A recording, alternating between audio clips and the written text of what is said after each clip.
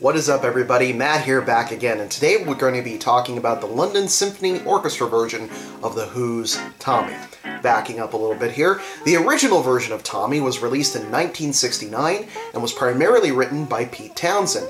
And for those of you who don't know, it's a story about a young man who goes silent, blind, and deaf, and he then becomes the pinball wizard, and then a bunch of other stuff happens. You can listen to the album for yourself. It's pretty much a very interesting concept, and one that has been reinterpreted many times since its initial release. The album now of Tommy is known as some of the best work of The Who, and is often cited as one of the single greatest rock albums of all time.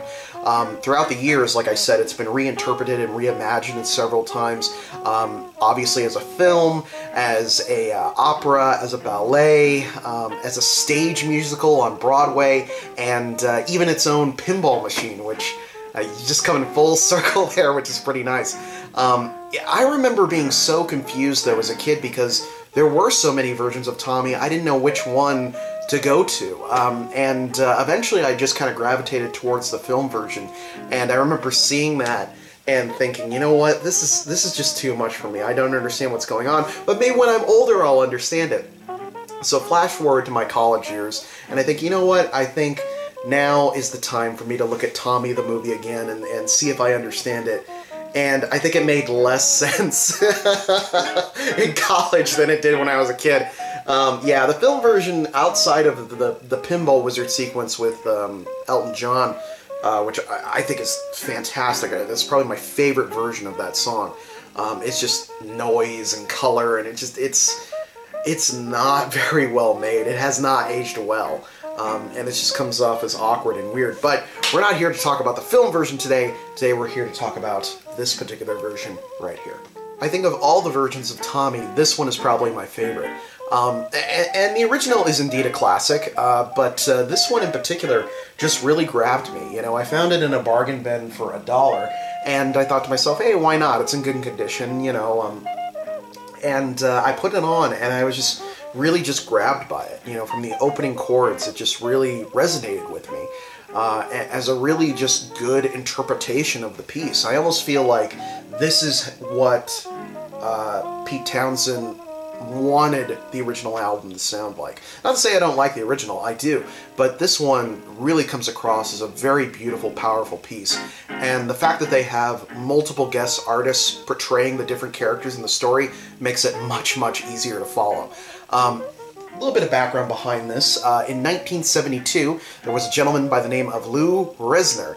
He came up with the idea to stage a symphonic rock and roll version of this particular album. And Lou, he was a producer who would pioneer this idea of symphonic rock. This was really his first delve into it, but he would later work with Rick Wakeman on his big kind of rock operas, and he actually worked on the very ill-fated All This in World War II album, which you can take a look at my video about that. But it's kind of funny because that particular album did well. The music was really well received, and he was the guy that kind of put it all together.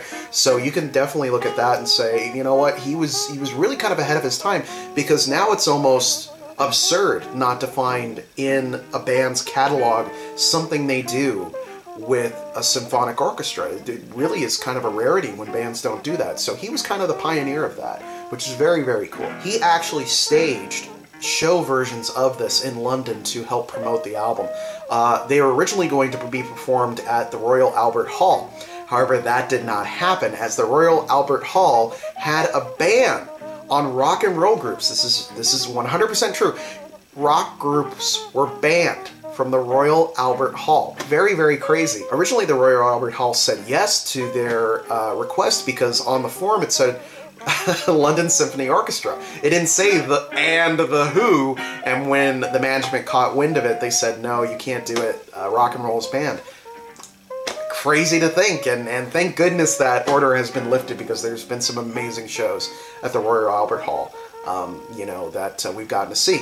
But anyway, getting back to this album, so they couldn't perform at the Royal Albert Hall, so they performed at a place called the Rainbow Theatre, which was also in London. David Measham, he conducted this, and he was only 35 at the time. He was a very young conductor. I think he was one of the youngest in the world at the time, and he conducted this piece, and he does a fantastic job with it. And the orchestra played along with, obviously, The Who on stage at the same time. And as I said before, they had special guest stars play various characters on this album, and I was really surprised at who they got. They got Graham Bell, Maggie Bell, Sandy Denny, Steve Winwood, Ringo Starr, Mary Clayton, Rod Stewart, Peter Sellers, and the one guy who just really grabbed me when I was looking at it, I was like, that can't be right. It was Richie Havens as the hawker in this, who sings Eyesight to the Blind, and it's so good. It's so incredible. I'm a huge Richie Havens fan. Amazing, amazing dude. All of these people were featured in the album version, with the exception of Peter Sellers. His character on the album is played by Richard Harris. The shows proved incredibly successful. That it was so successful that they staged it again in 1973, and there were even Australian versions of this show that were staged later the same year. There is actually footage on YouTube, they filmed it, of those Australian shows. Sadly, it's only in black and white, but if you go online, you can see it, and it's really interesting to see. The only kind of issue with it is that it's all Australian artists. There's no buddy from the original album that's featured on it, which is kind of a disappointment, but if you want to see a visual representation of this, you can. When they staged this, they actually had projections and film and lights and smoke and stuff. It was really more teetering on that edge of being a live stage show. That obviously would not happen until later, but yeah, very, very cool. So I got most of this information from a Rolling Stone article about the London production, and there were a couple of interesting tidbits in there. One of them being that Lou wanted to bring the production to New York. He felt there was a demand for it and that it would do well. He wanted to do it at the Met Opera, which didn't happen, but, you know, would have been cool. Some other tidbits to get into the show was $50. Havens, Winwood, and Stewart all canceled parts of tours to be a part of this. I think it just shows how much they really loved working on this project. The performance included, like I said before, a lot of effects, a lot of crazy stuff. And Lou's goal with this project, he says in the article, was to make the story of Tommy more understandable than it is on its original release. And I gotta give him credit on that. He really succeeded with that particular goal, because it's much easier to follow. It doesn't hurt that they include a synopsis of the story with this album, which helps out a lot, because this story is kind of all over the place, to say the least. Originally they wanted Rod Stewart to play the lead role of Tommy, and they were all for that. That was what it was going to be. And then as The Who got more involved, they were like, well, Roger Daltrey really should be Tommy, and then he would later play him in the film, so there you go. When it came to the actual performance itself, the guy who wrote the article was actually pretty mean. He said people paid to get filet mignon, and they ended up getting a Big Mac. I'm like, ouch! That hurts, man. Probably one of my favorite things about this particular album is the packaging. I mean, that image alone really does grab you from the get-go. But then when you open it up, you get even more good stuff. Even just the packaging for the records itself is really incredible. You open it up, and again, that motif of the pinball, they really took that idea and ran with it. The gatefold sleeve makes this incredible pinball playfield there that you can take a look at. But the real star of the show is the booklet that comes with it.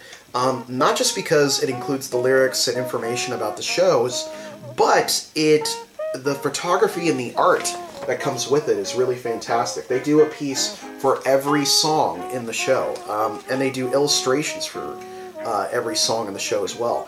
And here's the Richie Havens bit there, very, very cool. And the photography all includes this rustic pinball, and you get this really cool kind of trippy eyeball stuff. I mean, it's so unbelievably cool. I really, really love this packaging. They did a fantastic job on it, and I was so happy that my version had all the stuff still with it. One of the cool things I really like about collecting vinyl is when it has all the material with it. Just that somebody took the time to save that stuff. They didn't cut it up and put it on their walls. I think that's really, really cool. The album art and the packaging was designed by a guy by the name of Tom Wilkes, and he was the mastermind behind hundreds of famous album covers. Among them, the Concert for Bangladesh, and he actually won a Grammy for this particular album art. And rightfully so, he did a fantastic job. The London Symphony Orchestra version of Tommy is something every vinyl collector should have in their collection. Mostly because it's so easy to come across, and I think a lot of collectors kind of breeze over it in favor of the original version of Tommy. Again, I'm not down talking the original version of Tommy. I think it's great, and I think if you want to have both, you can have both. But for me, this to me sounds like how it should sound. It needs to have that triumphant, full, earth-shattering sound to it, and I think anybody, Who fan or not, would really just enjoy this. It's a really, really good piece with incredible performances from a lot of great people. And, you know, much credit to Lou Resner, who saw so much potential in this project and said, you know what, we're going to make this work. He lived and breathed this show to make it happen, and he even joked in that article, you know, if I ever have a little boy, I'm going to name him Tommy. So it's very sweet and very cool. But yeah, if you ever see it in the bargain bins or for a good price, pick it up. It's a great new thing that you can have in your collection. So that's all I have to say about the London Symphony Orchestra version of Tommy. I will see you guys next time.